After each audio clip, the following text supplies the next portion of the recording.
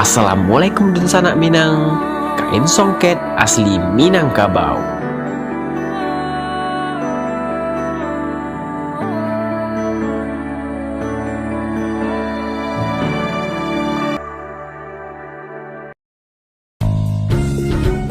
Songket yang berasal dari Minangkabau ini telah menjadi identitas budaya dalam tradisi Minangkabau yang digunakan sebagai bahan pakaian adat dan juga berbagai acara tradisi di Minangkabau lainnya.